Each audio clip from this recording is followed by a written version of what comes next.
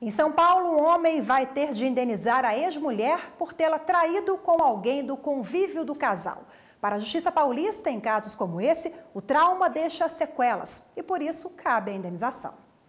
O adultério deixou de ser crime em 2005 com a alteração do Código Penal. Mas o Código Civil de 2002 estabelece os deveres do casamento, entre eles a fidelidade. A maioria das pessoas que passa por uma traição prefere separar do que levar o caso à justiça para pedir reparação pelo abalo emocional.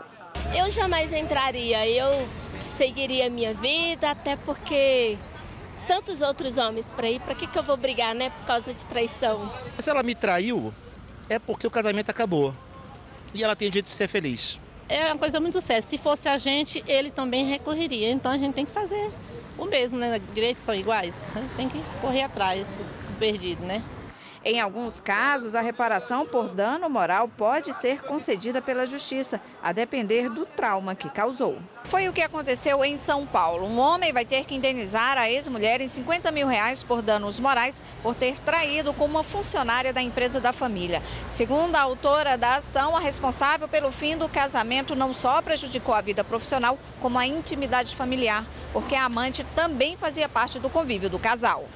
A traída, né, a mulher ali, ela tinha como filha, né, até a pessoa, né, era do seu convívio, ela era madrinha, cresceu dentro do ambiente da casa dela, de viagens e tudo. Então, quer dizer, conhecia todos os hábitos, né, compartilhavam, né, essa vida, esse dia a dia dentro de casa e também dentro do trabalho. E, né, a imagem desta mulher ficou muito abalada, a personalidade dela ficou muito abalada, e esse elemento realmente, por quê? Porque ela ficou em situação vexatória perante não só, né, no âmbito familiar, mas também no âmbito profissional. Este psicólogo diz que é muito comum as pessoas procurarem ajuda depois de passar por uma traição. Segundo ele, os efeitos são diversos e vão depender de como a pessoa traída enfrenta a situação. Algumas desenvolvem doenças, principalmente quando envolvem uma pessoa próxima do casal. Quanto mais próxima da família é essa pessoa que se envolveu dentro desta traição, nesse processo de traição, maiores são as consequências, mais graves podem ser as consequências e mais persistentes. Porque é uma pessoa que faz parte do convívio familiar, ela tinha um papel a desempenhar dentro do sistema familiar e as pessoas então precisam redesenhar essas relações familiares.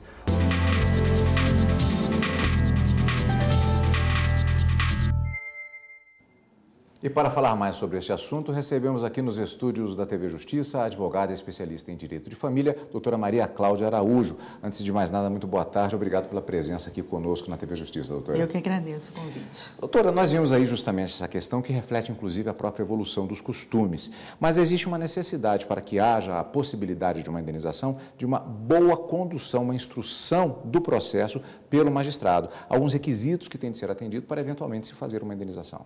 É isso mesmo. As pessoas pensam que é simplesmente você peticionar e pedir uma indenização por dano moral, mas não é assim. Eu tenho que provar qual foi esse dano, porque dano moral é uma coisa muito subjetiva. Então, às vezes, o que é para mim um dano moral, para você não é. Então, o magistrado tem que ver o que aconteceu, se teve publicidade, se atingiu as pessoas que em volta, se envolveram pessoas que é do convívio, de trabalho, de tudo isso. Então, a gente tem que ter muito cuidado com essa parte da instrução processual. Só uma observação, Rafaela, justamente nós vimos na reportagem agora posicionamentos totalmente diferentes dos entrevistados na rua pela equipe da TV Justiça. Isso. Porque cada família tem uma dinâmica, cada casal tem uma dinâmica. Então, se o casal tem uma dinâmica de um relacionamento, vamos dizer, aberto, ele não pode depois querer pedir uma indenização por dano moral. Se um homem leva a sua mulher para participar de um swing, de alguma coisa, ele também não vai poder pedir indenização por dano moral. E as pessoas têm que ficar atentas ao seguinte, hoje a indenização por dano moral, da traição, ela não é só por parte da mulher, como ocorria antigamente, é por parte do homem também. E também não existe só a traição física.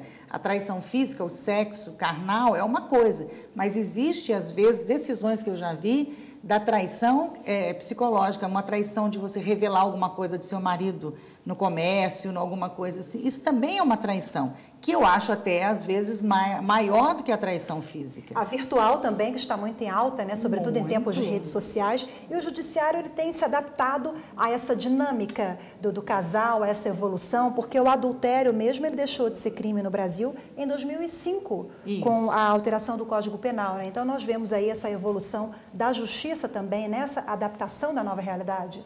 Olha, as leis e a jurisprudência, elas têm que acompanhar o pensamento da sociedade. Antigamente, adultério era crime, mas depois se criou o Código Civil.